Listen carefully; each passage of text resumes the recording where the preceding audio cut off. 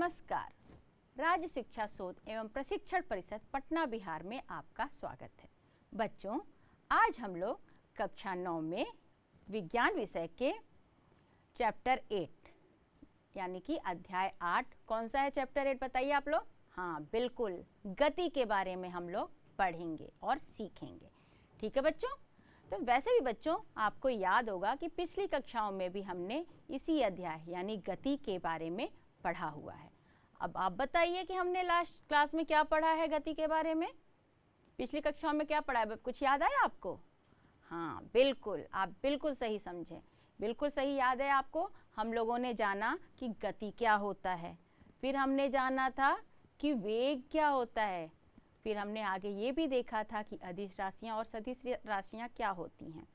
ठीक है बच्चों, फिर हमने आगे ये भी जाना था कि एक समान गति और असमान गति क्या होता है और उसके ग्राफिकल रिप्रेजेंटेशन यानी कि गति का ग्राफीय निरूपण कैसे किया जाता है, ये भी हमने सीखा था। तो बच्चों आज हम लोग आगे ये जानेंगे कि गति के ग्राफीय निरूपण से हम लोग जो गति के समीकरण हैं वो किस तरीके से ज्ञात कर सकते हैं। ठीक है बच्चों, तो आप बताइए कि गति के कौन कौन से समीकरण हैं, आपको याद है? बताइए। हाँ 3 समीकरण हैं बच्चों, बिल्कुल। कौन सा है पहला? अच्छा नहीं याद है, चलिए हम लोग आज देखते हैं कि गति का क्या क्या समीकरण है और वो किस तरीके से ग्राफ के माध्यम से हम लोग प्राप्त कर सकते हैं। तो आइए चलिए देखते हैं। तो बच्चों गति का 3 समीकरण है। क्या है बच्चों? गति के 3 समीकरण हैं। पहला यहाँ पे हम लोग लिख लेते हैं बच्चों। अच्छा बच्चों, इससे पहले कि हम लोग आगे बढ़ें, सबसे पहले हम लोगों को जो मैम क्या बोलती है बार बार, बिल्कुल आप लोग सब लोग कॉपी पेन लेकर ही बैठिएगा। ठीक है, बिना कॉपी पेन के हम लोग विज्ञान के खासकर भौतिक विज्ञान में कुछ सीख नहीं पाएंगे, सब भूल जाएगा। ठीक है बच्चों, तो साथ साथ में आप लोग नोट डाउन करते रहिएगा। ठीक है, चलिए तो साथ में आप लोग उम्मीद है कि कॉपी पेन लेकर बैठे होंगे और हम लोग अब आगे करते हैं। चलिए आप लोग साथ में लिखते रहिए। तो बच्चों गति के समीकरण लिख दीजिए, गति के समीकरण। बच्चों इसको इक्वेशन ऑफ मोशन भी कहते हैं। गति के समीकरण पहला क्या है बच्चों? सबसे पहला कौन सा है? बिल्कुल v is equal to U plus A T. क्या बच्चों? v is equal to U plus A T. चलो इसको, ये हो गया पहला। ठीक है, अच्छा अब आप ये सोच रहे होंगे कि v क्या है, u क्या है, a क्या है, t क्या है। सोचने की जरूरत ही नहीं है क्योंकि हमने पहले देख लिया है इसके बारे में कि v क्या है, u क्या है, a क्या है, t है क्या है। चलिए आप लोग बताइए साथ में, सबको याद होगा। चलिए बताइए v क्या है बच्चों? बिल्कुल ये है अंतिम वेग। यस, इसको कहते हैं, ये है अंतिम वेग। चलिए और फिर उसके बाद आप बताइएगा u किसको रिप्रेजेंट करता है, प्रदर्शित करता है? u बिल्कुल सही कह रहे हैं आप लोग, ये होता है आरंभिक वेग। क्या होता है ये? आरंभिक वेग, इनिशियल वेलोसिटी। ठीक है बच्चों, ये इसको इनिशियल वेलोसिटी और v हो गया फाइनल वेलोसिटी। और a क्या है बच्चों? यहाँ पे क्या रिप्रेजेंट करते हैं a? हाँ बिल्कुल, त्वरण यानी कि एक्सीलरेशन। ठीक है बच्चों, उसके बाद में t यहाँ पे क्या है बच्चों? यस, समय, लिया गया समय। ठीक है बच्चों, तो जो इक्वेशन ऑफ मोशन जो पहला है, जो पहला समीकरण है आपका v is equal to U plus A T. ठीक है बच्चों, अब हम लोग इसको किस तरीके से ग्राफ के माध्यम से निकालते हैं, चलिए हम लोग देखते हैं। तो बच्चों एक बार बताइए, हम लोग ग्राफ के माध्यम से कोई चीज़ करते ही क्यों, मतलब ग्राफ का फायदा क्या है? यस, हमने पहली कक्षाओं में भी देखा था, पिछली कक्षा में भी, कि जब हम गति को ग्राफ के माध्यम से प्रदर्शित करते हैं तो हमको देखना और समझना आसान हो जाता है। डेटा को देख के ही बहुत आराम से हम लोग जान पाते हैं कि गति किस दिशा में हो रही है, किस तरीके से, कितना समय ले रहा है। ये बहुत ही आसान हो जाता है ग्राफ के माध्यम से देख के, ठीक है। तो इसी तरीके से हम लोग ग्राफ के माध्यम से इक्वेशन ऑफ मोशन भी, आज गति का समीकरण भी देखते हैं कि कैसे निकाला जाता है। तो बच्चों आप बताओ, याद है ग्राफ के लिए सबसे पहले हम लोग क्या करते हैं? बिल्कुल एक्स एक्सिस पे, ठीक है, और वाई एक्सिस पे हम लोग ऐसे एक लाइन खींच देते हैं, सीधी रेखा, एकदम सीधी रेखा। तो बच्चों ये थोड़ा अगर मैम से थोड़ा सीधी नहीं भी बनेगी तो जस्ट इग्नोर करिएगा प्लीज़, क्योंकि मैं स्केल से नहीं खींच रही हूँ यहाँ पे, ठीक है। ये हो गया एक्स एक्सिस पे। तो एक्स एक्सिस पे बच्चों यहाँ लिख देंगे ये एक्स एक्सिस है, राइट। फिर उसके बाद हम लोग क्या करेंगे, एक वाई एक्सिस से सीधी इस पे यहाँ पे एकदम परपेंडिकुलर लाइन खींचते हैं, यहाँ से ऐसे सीधी रेखा खींचते हैं बच्चों। ये हो गया वाई एक्सिस, ठीक है बच्चों। तो एक्स एक्सिस पे बच्चों अगर हमने देखा था वेग समय ग्राफ जब हम लोग अच्छा बच्चों एक बात ध्यान दीजिए, ये जो पहला समीकरण है वो किस चीज़ को, किस रिलेशन को, किसके संबंध को प्रदर्शित कर रहा है? वेग और समय को, ठीक है। तो ये जो पहले इक्वेशन को कहते भी यही है, वेग समय संबंध, ठीक है बच्चों। क्या कहते हैं? वेग समय संबंध, ठीक है, याद रखिएगा इसको। जैसे कि आप इक्वेशन भी देख सकते हैं, v equal to U plus A T है, तो यहाँ पे वेग और समय के बीच के संबंध को प्रदर्शित करता है। तो बच्चों यहाँ पे एक्स एक्सिस पे यहाँ पे हम लोगों ने वेग समय में क्या देखा था ग्राफ में? बिल्कुल यहाँ पे एक्स एक्सिस पे समय को दिखाया, प्रदर्शित किया था, क्या है ये? समय को। और बच्चों यहाँ पे इधर के वाई एक्सिस पे क्या किया था? यस, वेग को प्रदर्शित किया था। हम लोग वेग को प्रदर्शित करेंगे, ठीक है, यहाँ पे वाई एक्सिस पे, ठीक है बच्चों। अब ये देखे थे कि हम लोग जो सबसे पहले जहाँ पे यहाँ पे ये जो दोनों पॉइंट यहाँ पे मिलता है उसको हम लोग ओरिजिन एक तरीके से मानते हैं, तो उसको रिप्रेजेंट करते हैं, किससे प्रदर्शित करते हैं? ओ से, ठीक है बच्चों। इसको एक ओ का नाम दे देते हैं। तो बच्चों अगर हम लोग मान लेते हैं कि कोई गाड़ी एक या कोई भी वस्तु, ठीक है, अगर वो किसी इनिशियल वेलोसिटी, जो उसका प्रारंभिक वेग है, वो 0 से ज़्यादा है, यानी कि वो ऑलरेडी मोशन में है, यानी वो ऑलरेडी गति में है। तो कोई भी वस्तु अगर चल रही है, ठीक है, तो किसी भी समय में उसका हम सबसे पहले आरंभिक वेग निकालते हैं या पता लगाते हैं, ठीक है। जैसे मान लीजिए अगर आप कार से चल रहे हो, ठीक, अब कार से चलते हुए अब आपको उसके लिए अगर आपको दूरी समय ग्राफ खींचना होगा, तो उस समय चलते हुए उस समय आप देख लोगे कि मीटर पे कि कार में कि कितनी वेग, किस वेग से हम आपकी कार चल रही है।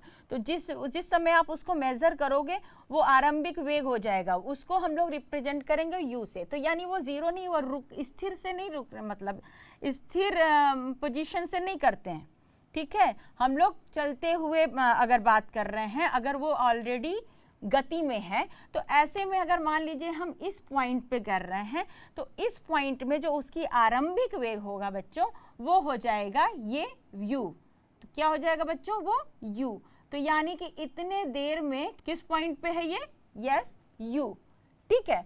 उसके बाद में जब यहाँ पे पहुँचती है बच्चों, मान लीजिए कि t समय के बाद, जैसे जब हम आप एकदम इस समय पे करेंगे, तो इस समय पे अगर समय यहाँ पे एक्स एक्सिस पे है, यानी कि जब एकदम शुरू के समय में आप जब मेज़र करेंगे, तो उस समय जो इनिशियल वेलोसिटी है, यानी कि प्रारंभिक वेग, मान लीजिए u हुआ बच्चों।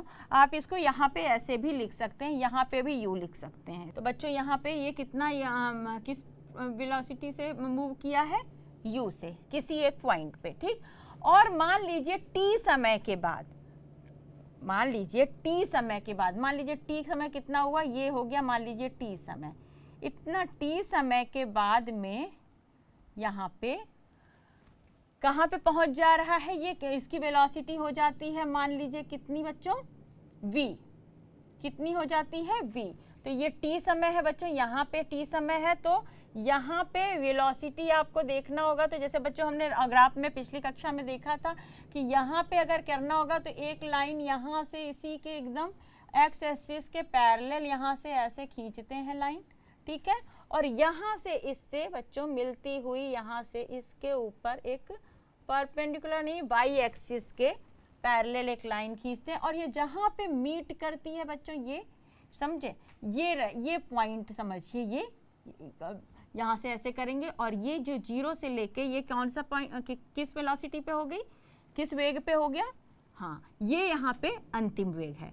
तो मान लीजिए किसी समय में u, ठीक है, u वेग हमारा है और पहुंच रहा है v, तो कैसे पहुंचेगा बच्चों, ये देखिए इस तरीके से, तब इसको यहाँ पे मिलाएंगे, ये यानी u से लेके v पे ये पहुंचा है, ठीक है बच्चों।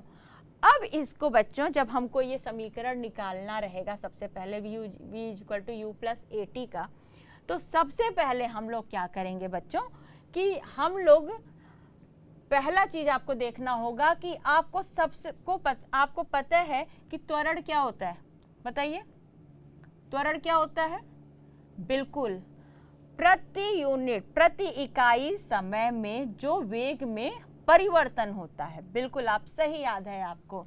तो यानी यहाँ पे लिख देंगे बच्चों सबसे पहले कि त्वरण बराबर, लिखेंगे त्वरण क्या होता है बच्चों, वेग में परिवर्तन, वेग में परिवर्तन अपॉन लिया गया समय, ठीक है बच्चों, याद है ना आपको, बिल्कुल त्वरण क्या होता है, बिल्कुल समय के प्रति यूनिट इकाई में जो वेग में परिवर्तन होता है प्रति इकाई समय में, तो वो उस वेग में जो परिवर्तन वही होता है त्वरण। तो बच्चों अब बताइए कि यहाँ पे वेग में क्या परिवर्तन हुआ है, कितना परिवर्तन हुआ है। अच्छा बच्चों, इसके पहले आगे जानने के लिए हम लोग जैसे पहले भी ग्राफ में देखें, इनको कुछ नाम दे देते हैं ताकि हम लोगों को उसको करना आसान हो जाए। मान लीजिए इस पॉइंट को हम नाम दे दिए ए, इस पॉइंट को बच्चों ये वाला पॉइंट हो गया, इसको नाम दे दिए ए, इसको नाम दे दिए मान लीजिए इसको बी, ये बी है, ठीक है, इधर ही लिख सकते थे, और ये मान लीजिए ये पॉइंट सी है, उसके बाद अगर मान लीजिए ये डी है, और ये जो बच्चों हम लोग यहाँ से इस पे मिलाएंगे, ये हो जाएगा मान लीजिए ई, ठीक है, इतना आप लोग करके रखें। ये पॉइंट ए है, ये पॉइंट बी है, चाहे इधर भी लिख सकते हैं आप, चाहे इधर भी लिख सकते हैं, ठीक है, ये सी है और ये ई है और ये डी है, ठीक है बच्चों। तो वेग में परिवर्तन बच्चों, तो पहले यहाँ पे आप देखेंगे वाई एक्सिस पे, तो वेग में परिवर्तन क्या होता है बच्चों, अंतिम वेग होता कितना बच्चों, अंतिम वेग, बिल्कुल सही कह रहे हैं आप लोग, अंतिम वेग माइनस क्या होता है, बिल्कुल प्रारंभिक वेग, ऐसे हम लोग लिख लें शॉर्ट में प्रारंभिक वेग, ठीक है बच्चों, क्या होता है अंतिम वेग माइनस प्रारंभिक वेग डिवाइडेड बाय समय, लिया गया समय। तो अब बताइए बच्चों इस ग्राफ के अनुसार जो है अंतिम वेग कितना है, यहाँ पे बताइए, इस ग्राफ पे अगर हम दिखाएंगे तो ये अगर वेग दिखा रहा है, वाई एक्सिस पे क्या दिखा रहा है, वेग दिखा रहा है, और यहाँ एक्स एक्सिस पे क्या दिखा रहा है, समय। तो यहाँ पे जो है फाइनल वेलोसिटी कितनी है, बिल्कुल ओ से लेके बी तक पहुंची है, कहाँ तक पहुंची है, ओ से लेके बी ओरिजिन तक पहुंचा है कोई भी वस्तु। तो यहाँ पे हम लिख सकते हैं, ऐसे भी लिख सकते हैं बच्चों, ओ बी माइनस, अच्छा पहुंची है, ओ बी नहीं पहुंची है बच्चों, यहाँ ओ बी चूंकि कितना है बच्चों, ये सी और डी। अच्छा आप एक बात समझ रहे हो कि नहीं, यहाँ पे एक चीज यहाँ नोट करते चले जाते हैं हम लोग, यहाँ पे जो ओ और बी है, आप देखिए जो ओ बी है वो किसके बराबर है, बताइए ओ बी जो है किसके बराबर है, बिल्कुल सी और डी, सी डी के बराबर है, ठीक है, कितना है ओ बी कितना है, सी डी के बराबर है, ये सी डी के बराबर है। और यहाँ जो ओ डी है वो किसके बराबर है बच्चों, ओ डी किसके बराबर है, कितना, ए ई के, है ना बराबर। ये देखिए यहाँ से ऐसे करिए तो बिल्कुल ओ डी किसने बराबर है बच्चों, ए ई के बराबर है, ठीक है। तो यानी जहाँ कहीं भी ओ बी आएगा वहाँ पे सी डी लिखा जा सकता है, उसी तरीके से कहीं ओ डी आएगा तो वो AE लिखा जा सकता है क्योंकि वो दोनों इक्वल हैं, बराबर हैं। ठीक है बच्चों, तो चलिए आगे देखते हैं। तो बच्चों अंतिम वेग कितना होगा यहाँ पे? बिल्कुल, कहाँ से पहुंचा था? A से चला और कहाँ पहुंचा बच्चों? C पे पहुंचा है। ठीक है, तो अब बताइए C पे पहुंचा है तो C को वेग को नापने के लिए हम लोग कहाँ से नापेंगे? बिल्कुल यहाँ से। तो ये कौन से कितना है? ये CD कितना हो जाएगा? ये डिस्टेंस कितना हो जाएगा? CD। तो ये लिखेंगे CD, पहले लिख देंगे बच्चों, अंतिम वेग को वेग वाले में नापेंगे बच्चों, और इनिशियल जो है माइनस प्रारंभिक वेग। प्रारंभिक वेग कितना है बच्चों? ये कितना है? ये OA है ना, यहाँ से मेजर करेंगे कि नहीं? प्रारंभिक वेग A से शुरू हो रहा है और कहाँ तक पहुँच रहा है? C पे। तो यानी कि हम लोग बताएं कि जब ये वेग को मेजर करेंगे, तो अगर वेग को मेजर करेंगे बच्चों तो यहाँ O से मेजर करेंगे। ठीक है बच्चों, कितना? यहाँ से मेजर करेंगे तो OA यहाँ पे हो जाएगा बच्चों कितना? OA डिवाइडेड बाई क्या है? वैसे ही हम लोग क्या कहें? समय। तो समय कितना टेक किया? यहाँ से यहाँ पहुँचने में कितना समय लिया है बच्चों? बिल्कुल, यहाँ से पहुँचने में देखिए ये समय आपको मिलेगा। कितना समय लिया है? T समय लिया। बिल्कुल, तो यहाँ पे लिख देंगे OD। O से लेके कहाँ से पहुँचा है? यहाँ पे OD। ठीक है बच्चों, अब यहाँ पे जब हम लिखेंगे कि CD, तो CD बच्चों यहाँ पे कितना हुआ? यहाँ पे तो देखिए जैसे CD बराबर OB हो गया, और OB बराबर कितना है बच्चों? यहाँ OB, बिल्कुल यहाँ लिख सकते हैं हम लोग, ये B है, और OD बराबर A ही, देखिए OD बराबर A ही है, और ये हो जाएगा T के बराबर। ठीक है, तो CD कितना है बच्चों? CD जो है OB के बराबर है, OB। ठीक है, तो यहाँ पे लिखा सकता है कितना? V। समझ रहे हैं ना आप लोग? यहाँ पे OE OB कितना है? V है। ठीक है, तो यहाँ हम लोग फाइनल लिख देंगे, यहाँ पे अंतिम वेग वैसे भी V है, और यहाँ OA कितना है बच्चों? ये देखिए OA, ये OA देखिए यहाँ से लेके यहाँ तक कितना हुआ? V हुआ, U हुआ, सॉरी, ये हो गया OA कितना है? प्रारंभिक वेग। ठीक है, U है। ठीक है, और OD कितना है? देखिए यहाँ पे OD है, यहाँ पे T। ठीक है, तो यहाँ पे हम लोग T लिख देंगे। ठीक है बच्चों, अब देखिए यानी एक्सीलरेशन को बच्चों किससे हम लोग यहाँ पे लिख सकते हैं? एक्सीलरेशन को A लिख सकते हैं ना, त्वरण को A के रूप में। तो उसी तरीके से यहाँ पे भी अब यानी कि क्या आ गया बच्चों? A is equal to V minus U by T। अच्छा बच्चों, अब मैथ में आप लोगों ने पढ़ा हुआ है कि जब यहाँ से इधर की तरफ जाएगा ये, तो ये इसको इस तरीके से लिख सकते हैं, V minus U is equal to AT लिख सकते हैं कि नहीं बच्चों? लेफ्ट हैंड साइड वाला राइट हैंड साइड में आ सकता है ना। ठीक है, तो यहाँ से इसको यहाँ पे मल्टीप्लाई करेंगे, मैथ में आपने पढ़ा हुआ है, तो ये 80 हो गया। तो ये अभी चाहे तो 80 equal to V minus U लिखो, ठीक, चाहे तो V minus U equal to 80 लिखो, हो गया ना। फिर ये अब V को जो है अब ये इधर चला जाएगा, आप जानते ही हो कि माइनस जब राइट हैंड साइड में जाता है इक्वल के तो वो प्लस हो जाता है। बिल्कुल, आप बिल्कुल सही है, आप लोगों को याद है मैथ में। तो यहाँ लिख देंगे U, उसके बाद ये प्लस AT। ठीक है बच्चों, तो ये आ गया आपका इक्वेशन, आ गया पहला, V is equal to U plus AT, ये पहला इक्वेशन आपका आ गया। अच्छा बच्चों, तो अब इसको क्या कहते हैं? वेग समय संबंध। आगे ना इस ग्राफ के माध्यम से। अब एक बात ध्यान दीजिएगा कि जो ये रिलेशन है A is equal to V minus U by T, ये आपको जो दूसरा समीकरण हम लोग निकाल लेंगे उसमें ये बहुत काम आने वाला है। तो आप लोग इसको अच्छे से इसको कहीं नोट कर लीजिए। ठीक है, कहीं इसको अलग से मतलब दिमाग में रखिएगा या नोट कर लीजिएगा कि ये वाला रिलेशन अगले वाले इक्वेशन में भी आने वाला है। कौन सा? A is equal to V minus U by T। ठीक है, इसको आप लोग कहीं एक जगह नोट कर लीजिए। ठीक है, चलिए हम लोग अभी तो गति का पहला समीकरण देख लिए, अभी दूसरा समीकरण भी इसी ग्राफ के माध्यम से हम लोग देखेंगे। तो चलिए देखते हैं। तो बच्चों आप लोगों के लिए गति का पहला समीकरण आपने देख लिया, V is equal to U plus AT। अब हम लोग देखेंगे गति का दूसरा समीकरण। तो गति का दूसरा समीकरण क्या है बच्चों? नोट करिए, चलिए यहाँ पे नोट करिए, S is equal to UT plus half A T square. ठीक है बच्चों, क्या है समीकरण? S is equal to U T plus half A T square. ये है दूसरा समीकरण। ठीक है, तो यह बच्चों इस समीकरण को कहते हैं, आप देखिएगा यहाँ पे क्या यस क्या है यहाँ पे, बिल्कुल ये S जो है आपका दूरी को रिप्रेजेंट कर रहा है। ठीक है, किसको? दूरी को। और U इनिशियल वेलोसिटी यानी कि वेग, प्रारंभिक वेग, T है समय है, हाफ टी स्क्वायर में A जो है क्या है बच्चों? त्वरण है, और T समय है। ठीक है, तो यहाँ पे बच्चों आप देखिए S यहाँ पे क्या रिप्रेजेंट करता है, किस चीज को प्रदर्शित करता है? बिल्कुल स्थिति को प्रदर्शित करता है। ठीक है, कि ये 0 से कहाँ पे कितनी दूरी पे विस्थापित है। ठीक है बच्चों, तो वो S जो है आपकी स्थिति रिप्रेजेंट करेगा, U जो है जैसा भी हमने देखा प्रारंभिक वेग है, T समय है, लिया गया समय, यहाँ पे ये है T समय, A है क्या? त्वरण है, और T अगेन समय।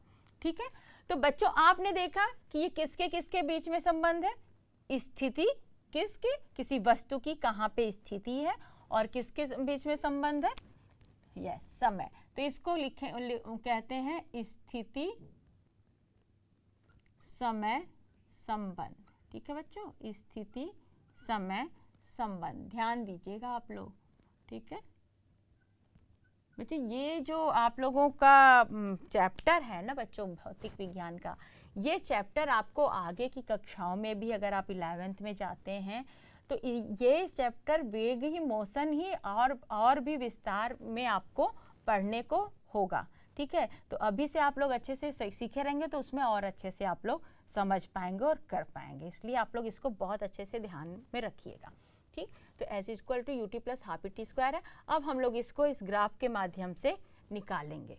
ठीक है, तो जैसे कि ये ग्राफ है बच्चों, तो अब इस ग्राफ में उसको निकालने के लिए सबसे पहले हम लोग करेंगे कि ये जो कुल क्षेत्र है, जो दूरी यहाँ पे किस तरीके से निकलेगी, इसकी जो स्थिति है इसकी नाप करने के लिए वो होगा, ये जो पूरा क्षेत्र है बच्चों, U से लेके A से लेके C से लेके D तक, ये पूरा जो क्षेत्र इसके लिए हमको देखना होगा। तो पूरा क्षेत्र कौन सा है बच्चों? देखिए ये वाला एक क्षेत्र हो गया, दिस। ठीक है, उसके बाद में ये क्षेत्र हो गया। ठीक है, यानी ये टोटल क्षेत्र कितना हो गया? A से लेके C E D O। तो बच्चों ये जो कुल क्षेत्र है बच्चों, इसको S इक्वल टू क्या कर देंगे? कुल क्षेत्र। कुल क्षेत्र कितना है बच्चों? O A C और D। क्या है कुल क्षेत्र? O A C और D। ठीक है, तो ये कुल क्षेत्र में कौन कौन से, देखिए बच्चों आप ध्यान दीजिएगा, इस पूरे क्षेत्र में एक आपको आता है ये ACE। तो ACE क्या है? एक बिल्कुल त्रिभुज है। तो ये वाला जो क्षेत्र है बच्चों, ये जो ACE वाला है, ये कौन सा त्रिभुज है? राइट एंगल त्रिभुज है, ट्रायंगल है बच्चों।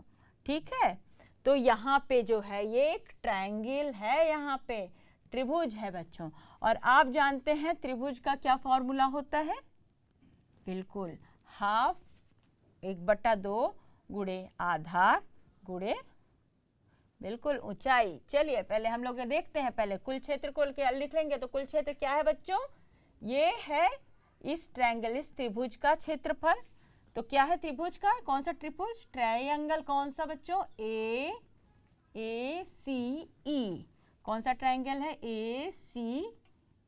ठीक है, प्लस फिर इसके बाद कौन सा ये कौन सा क्षेत्र है बच्चों? कुल क्षेत्र में आएगा AEDO। AEDO। तो ये क्या है बच्चों? ये एक रेक्टेंगल है, बिल्कुल AEDO का क्षेत्रफल। ठीक है बच्चों, तो ट्रायंगल ACE का क्षेत्रफल कितना होता है होगा बच्चों? यहाँ पे बताइए। बिल्कुल जैसा भी हम बोले कि यहाँ पे हाफ, तो होता है क्या? हाफ इंटू आधार गुणे ऊंचाई। क्या होगा बच्चों? हाफ ऊंचाई प्लस कितना होगा बच्चों? ये इसका क्षेत्रफल, इस किसका। ठीक है, तो ये जो है रेक्टेंगल या ये चतुर्भुज, तो ये इसका जो है क्षेत्रफल जो है कितना होगा बच्चों, लंबाई गुणे चौड़ाई। क्या होगा, लंबाई गुणे चौड़ाई। तो ये बताइए इसमें, यहाँ लिख देते हैं लंबाई गुणे चौड़ाई, लिख देते हैं लंबाई गुणे चौड़ाई। ठीक है, चौड़ाई को बच्चों ऐसे चौ करके लिख दें या पूरा लिख ही देते हैं। ठीक, चलिए अब यहाँ पे बताइए इस ट्रायंगल में हाफ तो हम ऐसे ही उतार देंगे बच्चों। ठीक है, आधार कितना है, ए ई। इस ट्रायंगल का आधार कितना है बच्चों, ए ई। ठीक है, तो हम लिख देंगे इसको, यहाँ पे लिख दिए ए ई। ठीक है, उसके बाद में ये ऊंचाई कितना है बच्चों, सी ई। कितनी है ऊंचाई, सी ई। तो यहाँ पे हम लोग लिख देंगे कितना, सी ई लिख दिए।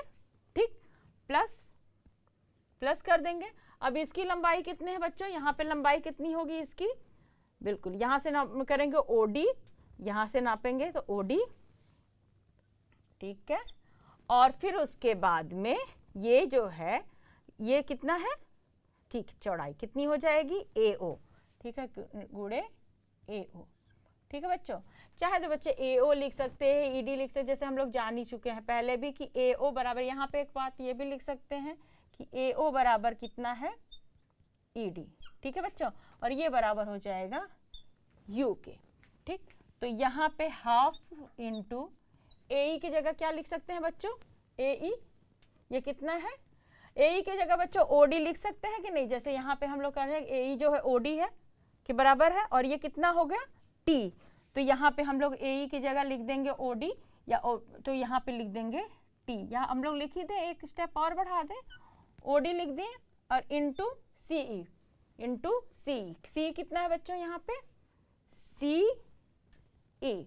ठीक है, तो ये सी ई यहाँ लिख दिए हम लोग, C E plus O D, O D into A O. चलो यहाँ लिख दिया। अब हम लोग आगे देखते हैं बच्चों कि जो ओडी है, ओडी, ओडी कितना है बच्चों, ये देखो ओडी, यहाँ ओडी कितना है बच्चों, टी। तो ओडी की जगह हम लोग क्या लिख सकते हैं, टी लिख सकते हैं कि नहीं, सो देख लीजिए फिर से, ओडी, ये ओडी कितना है, टी है। ठीक, तो यहाँ हम लोग लिख देंगे टी। अब देखिए इनटू सीई, अब आप देखिए सीई, तो अब देखिए सीई बराबर बच्चों, यहाँ पे हम लोग यहाँ देखेंगे, लिखेंगे सिंस, चूंकि ऐसे लिखेंगे, सीई बराबर कितना है बच्चों, यहाँ पे सी कितना बराबर हो जाएगा, D C minus E D. हो सकता है कि नहीं, C D minus E D, C D minus E D. ठीक है बच्चों, और सी डी जो है किसके बराबर होता है, ओ बी के। सी डी किसके बराबर है, ओ बी के, और ये है आपका V। ठीक है बच्चों, सी डी की जगह हम लोग ओ ई लिख सकते हैं, और ये है आपका V, देख लीजिए। ठीक है, यहाँ पे देख लीजिए, यहाँ पे फिर से आप देख लीजिए, सी डी बराबर हो गया सी डी, यहाँ पे देखिए सी डी, टोटल कितना है ये, सी डी ओ बी के बराबर है और वो है V, और ई ओ जो है आप ई डी जो है, ई बच्चों ये डी है, ओ से कंफ्यूज मत हो जाइएगा, हम भी अपना लिख के ही कंफ्यूज हो गए, ये ई डी है। तो ई डी जो है बच्चों, ई डी जो है किसके बराबर है, ए ओ के, और वो कितना है बच्चों, यू। तो ये माइनस हो जाएगा यू।